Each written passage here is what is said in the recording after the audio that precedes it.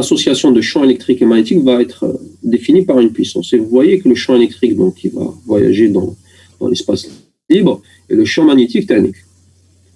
Et ça, هذه النوبة هذه liée à la fréquence d'émission de l'antenne. On y reviendra plus tard. Donc là, on appelle ça onde, c'est une onde électromagnétique. Hein, parce que c'est une onde, parce que vous voyez qu'elle a la conception,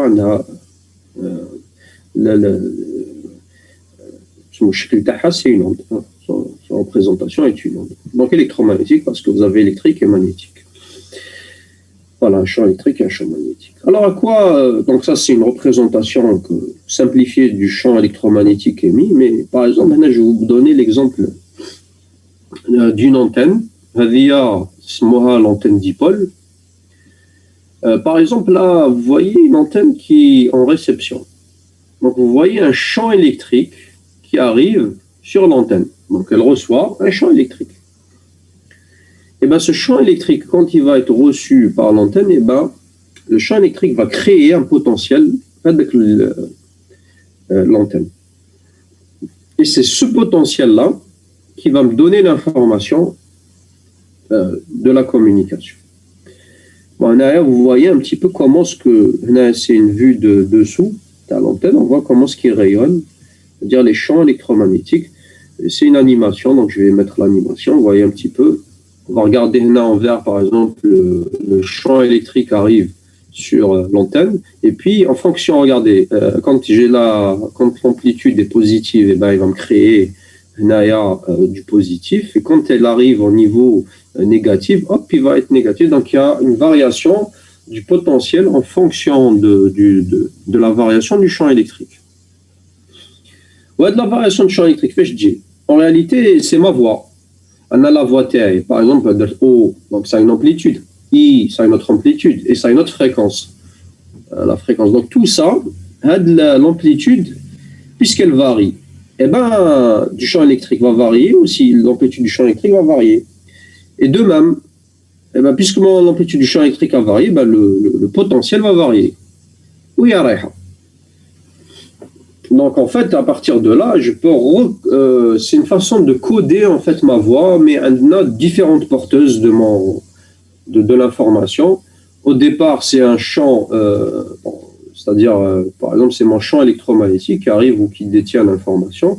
Et ben, il va le transmettre à l'antenne, qui va le transformer en données, c'est-à-dire électriques. Voilà. Et puis là, vous voyez un petit peu comment est-ce que le rayonnement se crée au niveau de... C'est-à-dire comment est-ce qu'il va envoyer vers l'espace libre. Ça, c'est mon antenne d'émission. Vous voyez qu'il y a une variation de mon potentiel, hein, plus, moins. Et c'est ça qui va créer ce rayonnement électromagnétique qui est dynamique, donc créer une onde électromagnétique. Ouais. C'est illustratif, c'est intéressant de voir ça parce qu'on peut voir un petit peu ce composant, comment ce qui rayonne, ce champ électromagnétique, donc s'il rayonne, c'est mon antenne d'émission, et là, hop, le rayonnement va arriver à mon antenne de réception. Vous voyez un petit peu les deux cas de figure. Bon, maintenant, qu'est-ce qu'un champ électromagnétique? Alors, un champ électromagnétique, comme à l'instant, c'est créé à partir, donc, bon, il y a un lien avec l'électricité. D'accord. De manière générale. Donc, il y a un lien avec le courant et le potentiel. Donc, un champ électrique déjà c'est pour certains, on revoit les choses. Un champ électrique, donc vous avez, vous connaissez, vous avez dans un matériau donné, par exemple électrique, vous avez des charges. Et lorsque j'ai deux charges qui sont opposées en signe, il va créer un champ électrique qui va être de cette forme. Hein, et à partir de ce champ électrique, je peux calculer un potentiel. Lorsque j'ai deux charges qui sont opposées en signe, j'ai cette configuration. Et lorsque, par exemple, j'ai deux charges de même signe, j'ai ce type de configuration. Mais dans les deux cas, je peux calculer un potentiel. Donc vous savez calculer le potentiel d'un champ électrique. hein, en électrosynthétique, qui est E égale à ma gradient V. Donc là, puisque j'ai mis champ électrique, dans 10 minutes, il va s'arrêter. Je vais reprendre une deuxième fois quand il va s'arrêter. Je pense qu'on a fini la séance. Donc le champ électrique donc, caractérise l'influence qu'une charge électrique exerce sur une autre charge. Plus la charge électrique est importante, plus le champ est fort et plus on s'en éloigne. Plus l'influence est et donc le champ est égal et faible. D'accord. Bon, oui, plus le champ, donc plus on s'éloigne, plus le potentiel, c'est-à-dire le champ électrique, plus le champ électrique est faible. Donc la tension électrique, unité volt, symbole V, traduit l'accumulation des charges électriques. Donc le champ électrique est donc lié à la tension et traduit son influence à distance de la source. De son unité mesure volt par mètre. Bon, globalement, ce qu'il y a lieu de dire, c'est qu'en fait, quand j'ai des charges électriques, j'ai un potentiel qui est lié. Bon, j'ai des champs électriques et ce champ électrique va être caractérisé par un potentiel. C'est ce que je veux dire globalement. Donc là, on peut déduire donc un potentiel grâce au champ électrique. Donc c'est lié au potentiel, c'est ce qu'il faut retenir. Le champ magnétique, je vais créer un champ magnétique. Au départ, j'ai des charges. Les charges me permettent d'avoir un champ électrique. Ce champ électrique va me donner un potentiel. Maintenant, si je mets en mouvement ces charges-là, je vais créer un courant. Voilà, ici, j'ai un fil métallique. Je vais faire bouger donc mes charges. Elles vont se mettre en mouvement. Je vais les mettre en mouvement. Je vais leur créer une force qui va leur permettre de faire bouger les charges. Le fait de faire cette action-là va me créer un courant. Et lorsque je vais créer un courant, la création de courant s'accompagne par la création d'un champ magnétique. Donc si je veux créer un champ magnétique, je dois mettre en mouvement des charges. Par exemple, ici, un fil électrique, c'est le cuivre. D'accord ? Et son unité donc de ce champ magnétique, c'est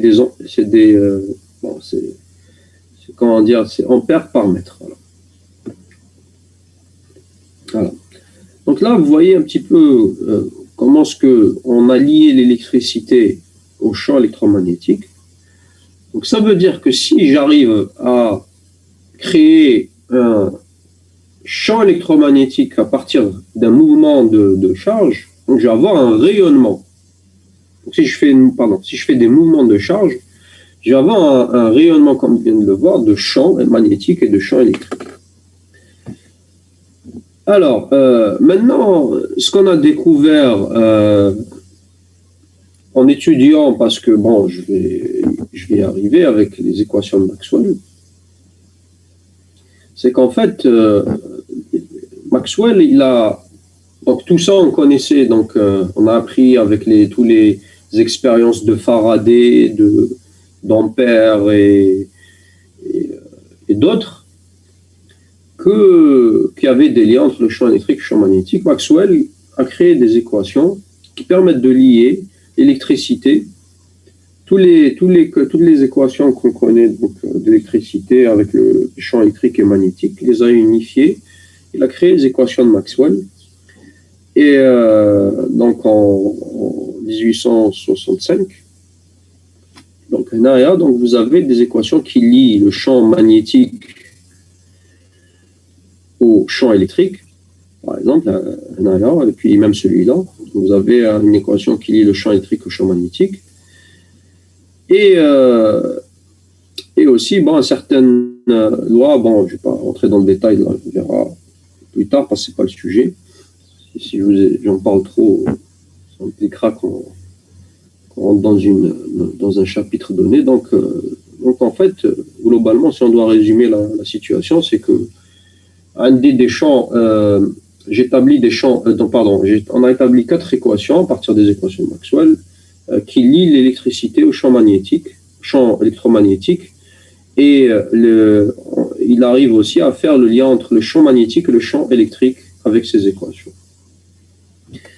Alors, qu'est-ce qu'il a montré Maxwell? Bon, à part qu'il a établi ces 4 équations, il montre, il développe une théorie où il dit que, en fait, les champs électromagnétiques, eh ben, ils se propagent dans le vide comme une onde.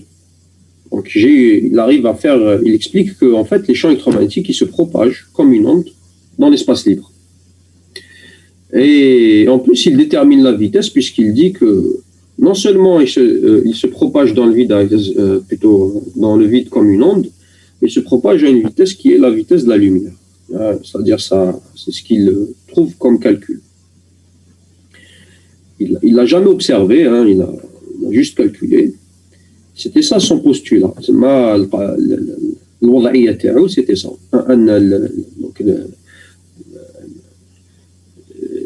Comment dire, l'onde électromagnétique se propage dans le vide avec des lumière. Pendant qu'après, il y a un certain monsieur qui s'appelle Hertz qui vient en 1888. Et il fait une expérience pour essayer de montrer qu'en fait, est-ce que Maxwell a raison ou il a tort. Donc, il a ce petit bidule-là qui va, une sorte de dipôle. Il va envoyer donc, il va créer donc un champ électromagnétique donc dynamique, donc qui va être une onde. Grâce à une onde électrique, il va créer donc une onde électromagnétique. Et puis là, il a un récepteur. Donc, il y a une distance. Et lorsqu'en fait, il remarque une chose, c'est quand il envoie une impulsion, et bien, donc là, il va envoyer une impulsion, et bien lorsqu'il va mettre ici des appareils de mesure, hein, il va collecter, il va se rendre compte qu'il arrive à collecter en fait une impulsion. Donc, ce qui prouve en réalité qu'en effet, Maxwell déjà a raison sur le fait que l'onde se propage dans le vide. Après, on montre qu'il est, en faisant des calculs adéquats, ben, on arrive à montrer qu'elle voyage à une vitesse proche de la vitesse de la lumière. Voilà. Bon, en 88, on fait ce type d'expérience. On arrive à montrer que Maxwell a raison, très bien. Bon, de toute façon, avec le puisqu'il est mort. Du coup, qu'est-ce qui se passe? On ne sait pas trop quoi faire de cette application. Pour eux, c'est-à-dire, bon, c'est pas leur problème. Non. Donc, ce qui fait qu'en 1900, c'est à peu près en 1914 ou 1915, qu'on fait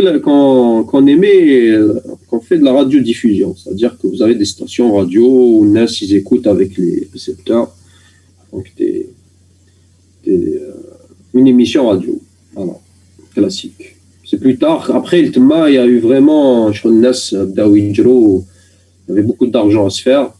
Ah, mais ça, c'est une autre histoire. Il y a même des histoires un petit peu malheureuses qui sont arrivées à certaines personnes. Parce que là, il y a une course vers celui qui va gagner le marché de la radiocommunication, qui était la transmission radio. Bon, peu importe. En tout cas, c'est plus tard. Donc, vous voyez, c'est-à-dire en 88, vous avez en 1865, on établit des équations. En 1888, on fait une expérience. Après, en 1915, on vous fait une application où les gens se font des sous. Bref. Vous voyez que c'est jamais l'inventeur qui bénéficie de... Ça, c'est une histoire, je crois que ça se répète. Hein. Jamais l'inventeur qui prend tout. D'ailleurs, même les batteries qu'on utilise maintenant, parce qu'on parle de batteries pour faire des systèmes autonomes longs, c'est pas celui qui les a inventés qui a bénéficié des sous. Bon, il reste 1 minute. Je reprends deuxième séance. Hein, donc, revenez. Après, je termine le cours dans une minute. Enfin, comme ça s'arrête. Hein. Je reprends pour une deuxième séance tout de suite, dans une demi-heure. Enfin, pour une demi-heure encore. Bon, après, dans cette, le temps que la minute se termine, je vais parler de la fréquence. C'est quoi la fréquence? Donc, on a parlé des champs électromagnétiques. L'expérience qui a montré donc la propagation des champs électromagnétiques dans le vide. Et on va aborder l'aspect fréquence tout de suite. Alors, la fréquence. La fréquence, c'est quoi? C'est, je me souviens, c'est tadabdub, c'est ça, de la tawattur. Je ne me rappelle plus comment c'est.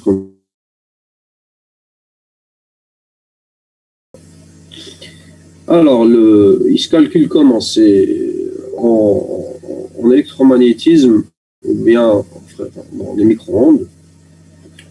Dans le domaine des télécoms, il se calcule la fréquence C sur F. C'est la vitesse de la lumière, pardon, c'est la longueur d'onde. Donc la fréquence est liée à la longueur d'onde, donc la longueur d'onde qui est donc طول الموجة, elle se calcule par C sur F, donc la vitesse de la lumière sur la fréquence ou vice versa. Donc la fréquence serait égale à C sur lambda. Donc c'est dans la vitesse de la lumière. Donc en tout cas, il y a d'autres méthodes qui permettent de calculer cette fréquence-là. J'en parlerai plus tard quand on entrera dans des aspects un petit peu techniques. Donc moi on récapitule, j'ai un courant, hop, il a une fréquence. Supposons que cette fréquence, c'est 2 GHz. D'accord? Eh bien, ce courant qui a 2 GHz, يرفد معاه la donnée digitale. من كاين الهضره تاعي هو الجمل تاعكم. Quand on faisait les caravanes, toute الحكايه تاع الدنيا كاع c'est des routes. Toutes les guerres se font avec les routes. Comme les télécoms, c'est des routes. Et la route là, c'est notre courant qui a une fréquence de 2 GHz qui porte l'information. Donc le béra est l'information. Le courant d'abord avec une fréquence à 2 GHz et puis il arrive à mon canon électromagnétique qui est mon antenne et il va la transformer cette antenne en onde électromagnétique. Donc cette onde électromagnétique, elle va avoir la signature taha, la signature m'a عندها الشكل, l'onde, le courant, il a une forme qui est liée à mon information.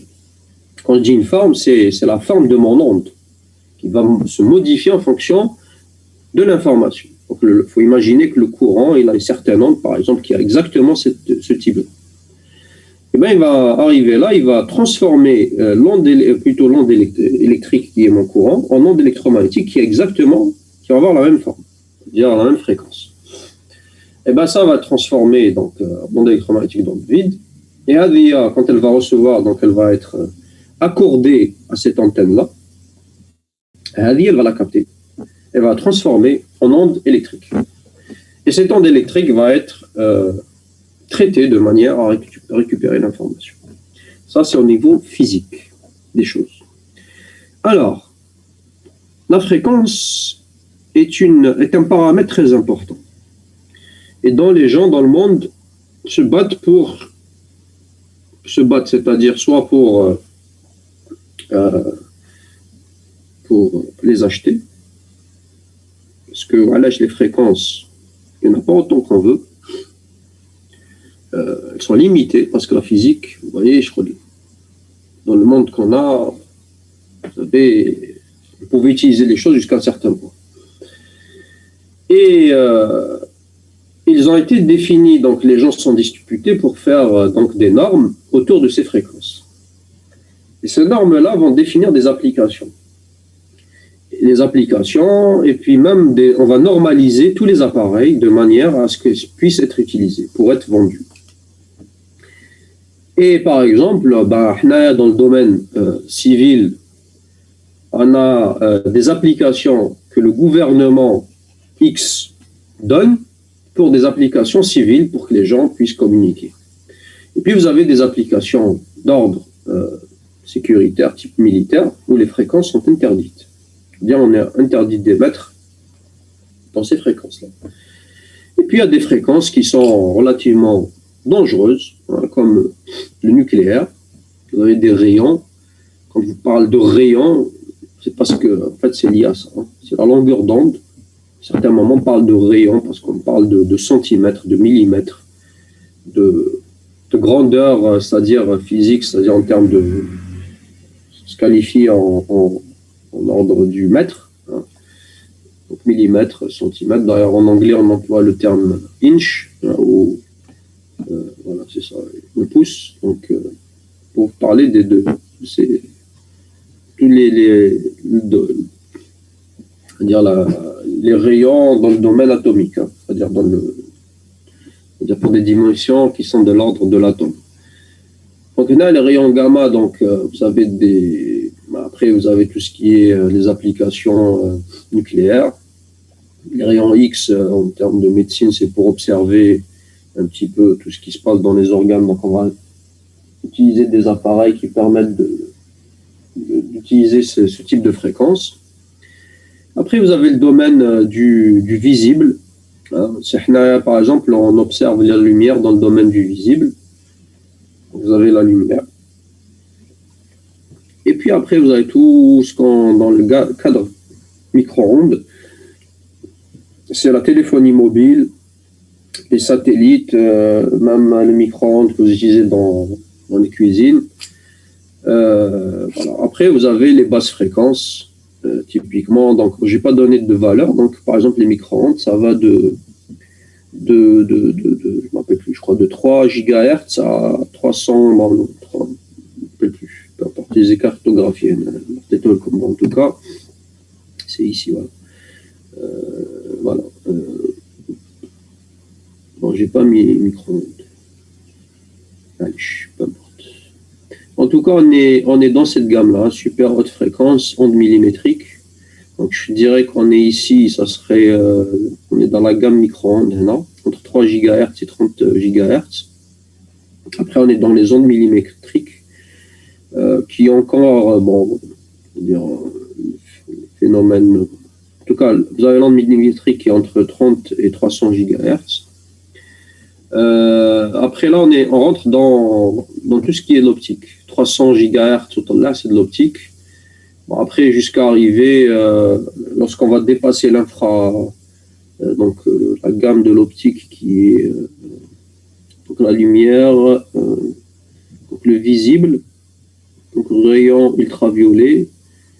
Voilà. Après là, vous avez tout ce qui est rayon X, rayon gamma, donc ça relève de ces gammes de fréquences à l'atome. Voilà, en tout cas, bon, bref, il faut savoir que ces fréquences-là sont divisées donc en termes de gamme pour les applications, c'est-à-dire commerciales, et puis aussi, bon, elles sont définies dans le cadre de normes qui vont être en lien avec les applications. Bon, après, c'est pour aussi utiliser, c'est-à-dire fabriquer tous les composants qui permettent de les utiliser pour des applications données. Vous avez donc la très basse fréquence, la basse fréquence, donc BF, hein, MF, moyenne fréquence, HF, haute fréquence. Vous avez les gammes, hein, haute fréquence qui est entre 3 MHz et 30 MHz. La very high frequency, donc haute fréquence. Ah, vous les connaissez, hein, VHF, UHF, vous les connaissez bien parce que vous utilisez pour les téléviseurs. Donc c'est entre 300 MHz et 3 GHz pour la UHF. Là, c'est là qu'on va appeler ça micro-ondes. On n'utilise pas trop ce terme, SHF. Hein. On utilise plutôt, là, on va dire micro-ondes. Et là, on parle d'ondes millimétriques. Hein. Là, on commence à s'approcher de l'onde millimétrique maintenant, avec la 5e G. Les ondes millimétriques. Submillimétrique, après, ça rentre dans le cadre d'application de optique et autres. On va monter donc dans les applications atomiques et optiques. Voilà, donc ça c'est intéressant. Moi, je vous recommande fortement de revoir surtout cette division fréquentielle, c'est très important. Il y a aussi notre cadre de division fréquentielle qu'on utilise aussi, c'est les bandes en télécom. On parle de bande L. La bande L qui est entre 1 et 2 GHz, la bande S, vous voyez, la bande X qui n'a rien à voir avec les rayons X, hein, c'est leur nom. c'est la bande X, la bande KU, la bande KA, la bande K, la bande Q, la bande V, la bande W. Vous voyez les spécifications qui ont été définies, c'est-à-dire pour chaque nom, une bande de fréquence. Vous voyez, il y a les bandes de fréquence et les gammes de fréquences radioélectriques. Vous voyez, elles existent toutes les deux. Hein. Et les noms, c'est-à-dire quand on dit bande L ou bande X, vous n'allez pas retrouver ça ici. Là, on parle de gamme, donc entre UHF, VHF, ondes millimétriques, etc. Et là, on a défini des bandes dans ces gammes de fréquences aussi qui sont utilisées. Ils sont utilisés dans quoi? Pour les appareils de mesure, par exemple, ou les appareils qu'on va utiliser pour fabriquer des composants micro-ondes, ou pas, plutôt électriques, c'est-à-dire RF, je dirais RF, plus que micro. Voilà, ça, donc je vous ai parlé un petit peu de la conception,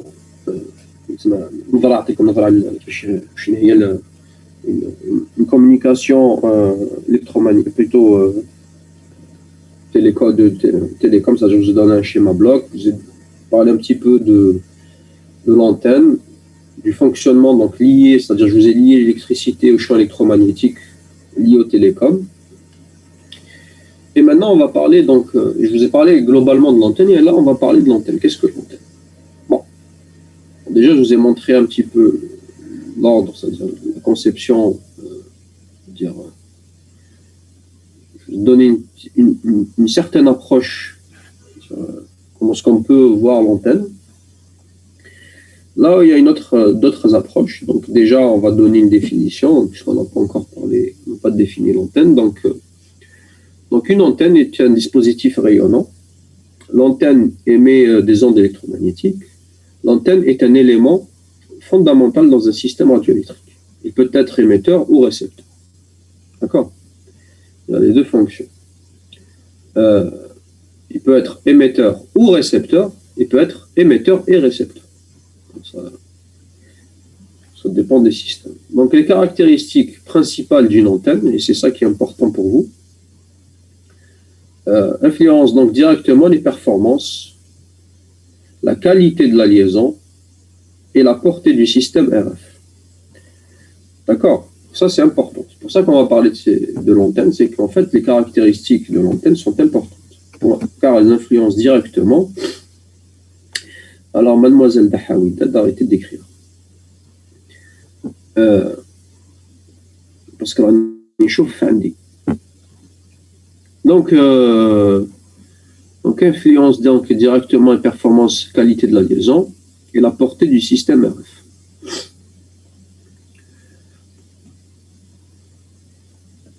Ok. Donc, c'est quoi ces caractéristiques? Alors, la fréquence d'utilisation de l'antenne à laquelle je travaille, la fréquence. Donc là, on va être guidé par l'application. C'est pas de notre ressort, c'est-à-dire que ça dépend de votre application que vous avez choisie. Vous avez aussi la bande passante. Alors la bande passante, c'est un paramètre important dans votre canal de transmission. Puisqu'un canal de transmission, il est défini par une bande passante. Et plus cette bande passante, c'est-à-dire elle varie, plus la qualité de ma transmission peut varier. Donc l'antenne a une bande passante qui va influencer le canal de transmission. Donc ça, c'est un paramètre important. Connaître la bande passante de l'antenne. Le diagramme de rayonnement, ça vous ne savez pas ce que c'est. On y viendra. L'angle d'ouverture de l'antenne, on y viendra. Sa polarisation, ça c'est aussi, vous ne connaissez pas, mais ça va être le cadre dans lequel on va travailler pour ce semestre. Le rendement, le gain de l'antenne, l'impédance de l'antenne. Parce que, c'est-à-dire une impédance, vous avez vu ça avec ma camarade, une impédance rentre dans c'est-à-dire lorsque vous allez mettre l'antenne, le composant dans un circuit RF. Donc, faudra qu'il soit compatible.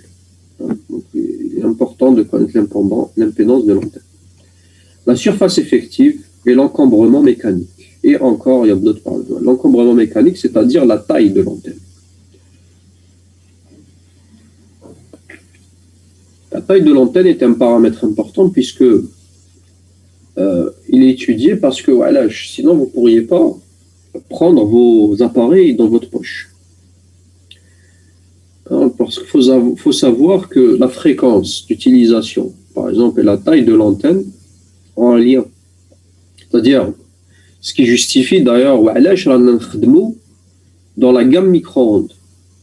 Parce que la taille de l'antenne, elle est liée à la longueur d'onde. C'est-à-dire, généralement, elle est égale à lambda sur 2. Et si la longueur de l'antenne, typiquement, elle est égale à lambda sur 2, lambda est égal à, comme on a vu, est égal à C sur F. Donc, C étant la vitesse de la lumière, la fréquence, c'est la fréquence de travail. Vous voyez que plus ma fréquence est élevée, plus la longueur d'onde est petite. Hein? Et puisque la longueur de l'antenne est liée à la longueur d'onde, plus ma fréquence est élevée, plus l'antenne est petite.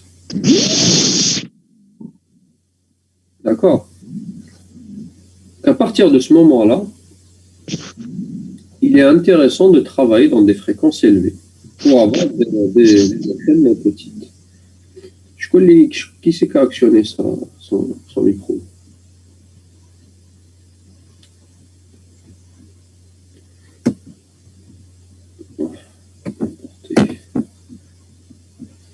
Donc là, ça c'est un paramètre, donc l'encombrement est important. Et c'est lié à la fréquence. Donc ça c'est ce qu'on va faire, on va essayer de définir, de comprendre tout ça. Hein, jusqu'au ce que j'ai mis là. Donc en fait l'étude de tout ça, c'est-à-dire tous ces paramètres-là, on va les étudier lors de ces chapitres-là.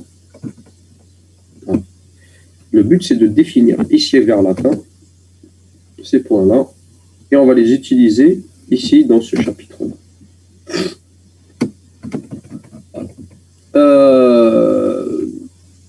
Bon. Moi, je vous ai parlé de composants micro-ondes ou RF liés à l'impédance de l'antenne.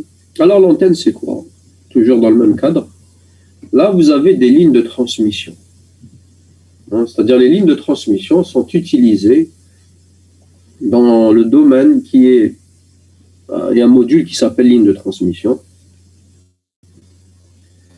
C'est dans des gammes de fréquences où la fréquence est élevée, c'est-à-dire dans le cadre, lorsqu'on commence déjà à travailler à 1 GHz, on ne peut plus considérer un fil métallique comme étant un fil métallique, c'est-à-dire où je transmets des tensions et des courants. Ça ne marche plus. On les considère comme étant des lignes de transmission et elles obéissent, c'est-à-dire les dimensions doivent être choisies de manière à ce que je puisse transmettre mon information, c'est-à-dire mon signal. Et là, il y a un domaine qui s'appelle les lignes de transmission. On va transmettre donc des courants et des tensions à haute fréquence avec ces lignes. Donc, comme les lignes, typiquement, dans les systèmes compacts tels que vos téléphones, vous allez trouver des lignes micro-rubans, des lignes de ce type-là. D'accord. Après, les lignes guidées Hadoma, vous allez surtout les trouver dans les BTS. Parce qu'à l'âge, vous allez trouver maintenant, il faut envoyer, parce qu'à l'âge Hadoma, déjà permettent d'envoyer moins de puissance, moins d'énergie que ce type de ligne de transmission, qui sont les lignes guidées. Et bon, après, il y a d'autres considérations. Après, quand on utilise des lignes de transmission type planaire, les types d'antennes qu'on va utiliser, c'est des lignes, c'est des antennes planaires, telles que les antennes patch, les antennes dipôles planaires. Après, les lignes les lignes de transmission type guidée vont donner, on va utiliser plutôt des antennes. Il est plus facile d'utiliser des antennes type, c'est-à-dire, par exemple, pour ce type de ligne, on va utiliser une antenne cornée, rectangulaire, circulaire pour aller avec celui-là. Donc, en fait, vous voyez qu'une antenne, l'idée de ce diapositive, c'est de vous dire que c'est la continuité de ligne de transmission. C'est la fin d'une ligne de transmission qui va transmettre donc des ondes électromagnétiques. Donc, les lignes de transmission transmettent des ondes électromagnétiques qui vont arriver vers la fin, qui sont des antennes. Les ondes électromagnétiques vont arriver vers l'antenne qui va les rayonner dans l'espace libre. Voilà. Après, donc, vous avez des lignes planaires, des antennes planaires, des antennes un petit peu donc, guidées. Et après, vous avez aussi, dans notre cadre dans notre cadre d'antenne que vous connaissez, ce sont les antennes paraboles. Ce sont des antennes directives, interdirectives. Elles ont un gain élevé. Très souvent, on les utilise lorsqu'on veut faire des liaisons à grande distance. Vous avez soit, lorsque vous captez le signal TV, lorsque vous essayez de capter un signal qui vient d'un satellite, donc c'est à grande distance, ou bien vous avez même des radiotélescopes qui détectent en fait les signaux qui viennent des étoiles pour pouvoir voir un petit peu, certains voient c'est-à-dire c'est des télescopes, hein, c'est-à-dire c'est visuel. C'est-à-dire ils reconstruisent les galaxies, les planètes, visuellement avec ce type d'appareil, avec ce type d'antenne. Enfin, on va essayer de détecter les signaux et puis reconstruire donc les images plus tard. Voilà. Alors, c'est quoi un diagramme de rayonnement? Donc là, on a parlé de quoi? On a parlé de fréquence, d'utilisation, je vous ai parlé de façon, diagramme de rayonnement. Un diagramme de rayonnement, c'est ça. C'est-à-dire, regardez la parabole. Elle va me générer une puissance électromagnétique. Et cette puissance électromagnétique, elle ressemble à ça. Ce sont des lobes. Vous allez voir des lobes. Ça s'appelle des lobes. Et là, ce qui nous intéresse, c'est le lobe, ce qu'on appelle un lobe principal. Et c'est ce lobe principal où j'ai le maximum de puissance. Et ça va me donner la direction dans laquelle je vais orienter l'antenne pour le placer face à l'émetteur. L'émetteur face au récepteur. Parce que si je le mets, par exemple, je les mets, je ne vais pas les retourner, mais j'ai aucune, je ne vais rien détecter. D'ailleurs, certains, quand ils installent la parabole, quand ils veulent détecter le signal TV, eh ben, ils cherchent le rayonnement qui est issu du satellite.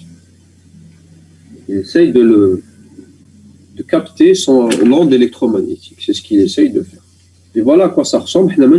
Mais en fait, on peut le reconstruire. Il y a des appareils de mesure qui permettent de voir en fait ces diagrammes de rayonnement. On va s'amuser à essayer de calculer les champs électromagnétiques de manière à reconstruire les diagrammes de rayonnement. Alors, quel est le but? Je vous ai dit, c'est pour déterminer l'axe principal dans lequel l'antenne émet la puissance maximale. Et aussi, on va donner la visibilité de l'antenne, c'est-à-dire dans quel cadre l'antenne elle peut être utilisée, c'est-à-dire elle peut être orientée. Et on va définir à partir de là un angle d'ouverture. Donc, le diagramme de rayonnement, un exemple, quels sont les types d'informations qu'on va sortir? Donc, c'est la puissance maximale et l'angle d'ouverture. L'angle d'ouverture, c'est ça. C'est-à-dire, c'est l'angle dans lequel l'antenne peut être utilisée. C'est-à-dire, il y a des hayiz, وين l'antenne نقدر نستعملها. Donc il est très important de définir l'angle d'ouverture et la puissance maximale. D'où l'intérêt de savoir tracer le diagramme de rayonnement d'une antenne. Alors, donc voilà, on a le gain, il se définit comme ça. Le gain, c'est le gain max. Le diagramme de rayonnement, je vais le dessiner, et puis l'angle d'ouverture. L'angle d'ouverture, donc tout ça pour me permettre de savoir comment orienter l'antenne pour qu'elle puisse être placée dans mon système RF. Voilà. Donc, je vais passer là, c'est pas... Donc, tout ce calcul-là qu'on va effectuer pendant ces deux chapitres peuvent être aussi simulés. Là, vous avez des outils qui permettent de simuler des antennes. Il y a des outils tels que HFSS, FECO, CST, Momentum, qui permettent de faire le design d'une antenne. Par exemple, ici, c'est l'antenne patch, et de tracer le diagramme de rayonnement. C'est-à-dire, systématiquement, quand quelqu'un va créer une antenne, il va faire ça. C'est ce qui l'intéresse le plus. Parce qu'à partir du diagramme de rayonnement, je vais tirer tout un tas d'informations sur l'antenne qui vont m'être utiles pour l'utiliser dans un émetteur ou un récepteur. Par exemple, il va me donner l'information sur le gain, sur l'orientation du diagramme de rayonnement, c'est-à-dire on aura la puissance maximale où est-ce qu'elle va rayonner. Il va me donner même sa polarisation. C'est-à-dire la polarisation, j'en parlerai plus tard, pourquoi c'est important. On verra ça plus tard. Bref, en tout cas, ça, globalement, voilà à quoi ça ressemble une antenne, voilà qu'est-ce que va rayonner. Bien sûr, visuellement, on ne voit pas ça. Hein, ce que vous voyez là, ici, là, la couleur, tout ça, vous allez voir essentiellement l'antenne. On ne voit jamais les rayonnements qui se passent autour de nous, mais voilà, ils existent et ils sont schématisés comme ceci. Voilà. Bon, maintenant, on va aborder prochainement, dans les prochains cours, on va essayer. Donc, je vous ai expliqué ce que c'est qu'une antenne. Hein, je vous ai donné, peut-être comme Nazara, l'antenne. Le contenu de ce qu'on va faire. Et la prochaine fois, on va essayer de faire un résumé des équations de Maxwell et dans quoi est-ce qu'on peut les utiliser. On va développer des outils et on va faire un TD qui va résumer les principaux paramètres qu'on va utiliser plus tard dans mes chapitres pour calculer le diagramme de rayonnement de l'antenne. Et donc globalement, ça sera, on va faire des maths. Au départ, en réalité, ça se répète. C'est le début qui est un petit peu dur parce que bon, c'est des définitions un petit peu, on va dire, pas très jolies à voir. Mais tout le fond. C'est rien de compliqué en fin de compte, parce que je vous simplifie beaucoup les choses. Voilà. Maintenant, quand on aura défini ça, ce qui nous intéresse, c'est le côté propagation.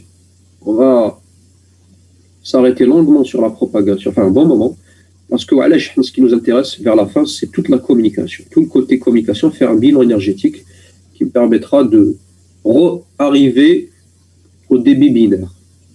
Quand on dit débit binaire, ça veut dire la qualité d'information. Et là-dessus, on va parler de tout ce qui est propagation. C'est-à-dire, on va parler, on va pas aborder tous les aspects. Mais il y a toute la propagation est un domaine très large dans lequel les gens étudient, parce qu'à l'ECH, on étudie les phénomènes d'interaction électromagnétique avec le milieu. Et ça nous permet de soit réaliser en connaissant la propagation des ondes électromagnétiques dans un milieu tel que le milieu urbain. Vous voyez, quand par exemple une onde électromagnétique vient toucher un immeuble, eh bien, il y a des phénomènes physiques qu'on appelle la diffraction. ou là quand on vient toucher un matériau tel que l'arbre, donc vous avez ce qu'on appelle la diffusion.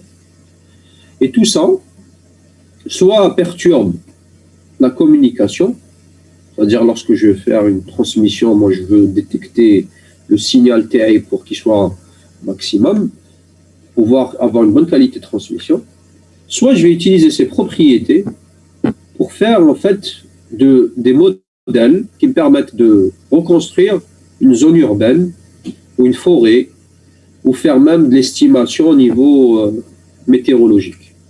C'est-à-dire en fait on va utiliser des antennes, on va utiliser les propriétés de diffusion, de réflexion et de diffusion pour faire, comme vous voyez ici, des images qui nous permettent de savoir comment est-ce qu'une zone urbaine, si elle est dense, si elle est, par exemple, une forêt, s'il y a tel ou tel arbre ou tel liquide.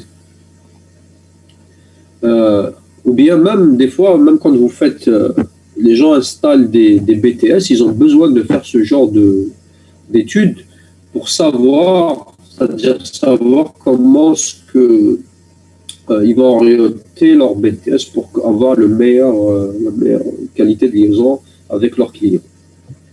Alors, et puis voilà, donc la météorologie, et puis même, voilà l'exemple ici, on voit en radio diffusion, plutôt la radioastronomie, vous avez une image avec un télescope, de cette galaxie soi-disant, et vous avez la même image en électromagnétisme, c'est-à-dire en utilisant donc la radiodiffusion. Ça nous aide à complémenter en fait l'image. Parce que donc les phénomènes de diffusion, diffraction, de réflexion nous permettent de reprendre, donc d'observer des molécules, des poussières, ou là même traverser certains objets qui permettent de voir certaines choses qu'on ne voit pas visuellement. Je pense que voilà. Et ça, là, ça c'est tout un domaine qu'on peut faire aussi. Donc en propagation, on va aborder certains aspects dans le 5e chapitre, je crois, en thème de réception.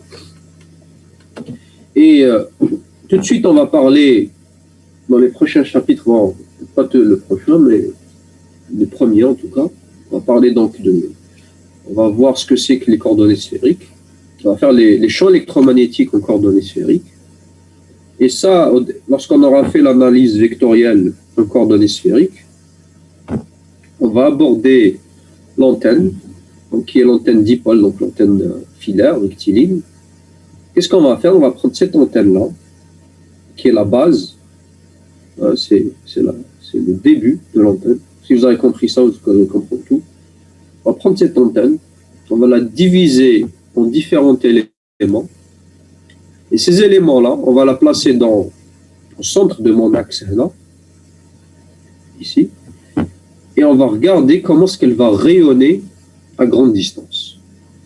Et là, on va reconstruire, avec la théorie des champs électromagnétiques, on va reconstruire le diagramme de rayonnement. Et ça sera, comme je vous ai dit, le sujet. Après, quand on aura fait ça, on va revenir, on va sommer le résultat de ce élément DL, on va sommer sur la longueur de mon antenne. Et là, on aura tracé le diagramme de rayonnement de l'antenne dipôle. Voilà. Et là, ça donnera ce sera le sujet dire on arrivera jusqu'ici. Parce qu'on aura fait ça. On fera ça jusque-là. Après tout le côté antenne de réception, on abordera la propagation. Voilà.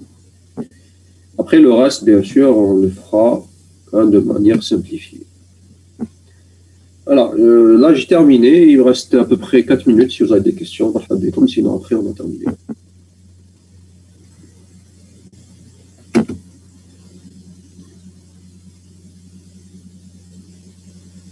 Salam alaikum. Alaikum salam. Monsieur, s'il vous plaît, معليش تبعتنا السيبور دو كور هكذا باش ندو ايدي واش راح نديرو لي بروشين سيونس راح تحب يعاود يقرا وحده. Support de cours. Alors, qu'est-ce que vous entendez par support de cours? لا حاجه اللي نلقى فيها ديروا المونتي لي كور تاعنا بالك الباوربوينت هذا ولا عندك دي بي دي اف ولا عندك دي سيري تي دي باش ندو ايدي هكذا نشوفوا باك واش sur quoi va porter le Bon, bah, oui, d'accord, je peux vous envoyer ça, pas de problème. Mais d'habitude, ce que je fais la séance et puis j'envoie. C'est pour permettre aux gens de venir, parce que si je fais ça, madame Meiji. Parce que les gens pensent qu'ils ont la capacité de résoudre les choses tout seuls, mais en réalité, bon, il y a pas de problème. Hein, je vais d'habitude, enfin, j'en ai des supports, hein, j'en ai plein de supports. Si vous regardez le bal à Nice. Bon, il est un peu trop détaillé, je ne vais pas vous détailler tout ça, mais ce que je vais faire, je vais réfléchir. C'est-à-dire parce que là, j'ai pas envie de trop vous donner, et je veux, en effet, bon, il est fait, je vous l'envoie. Si vous avez envie de voir, vous n'avez qu'à le relire tranquillement. Et de toute façon, vous étiez avec moi. باش on assimilera بالك plus vite. Je vous enverrai peut-être à l'avance, oui, c'est une idée. Oui, deux jours à l'avance, pas 3 jours باش ندو ايدي على واش Il n'y a pas de problème, c'est pas un problème. Merci. D'ailleurs, au passage, je vais vous envoyer peut-être l'électromagnétisme, parce que bon, on va aborder ça de manière, on va faire des exercices. La prochaine fois, on fera des exercices pour faire l'électromagnétisme. Je vais vous donner les outils. Ce qu'il faut, moi je vous conseille, c'est au départ ça paraît un petit peu choquant, mais mettre là, il n'y a rien de compliqué avec ce que je vais faire. Au départ ça va être beaucoup de maths, mais vous verrez qu'au fur et à mesure que c'est des choses qui se répètent. On va faire une fois. Au départ, c'est compliqué, mais après, ça va se répéter systématiquement. On va faire exactement les mêmes choses globalement. On va juste modifier certains aspects. D'accord? Inch'Allah. Inch'Allah. Okay. Bon, il reste 1 minute.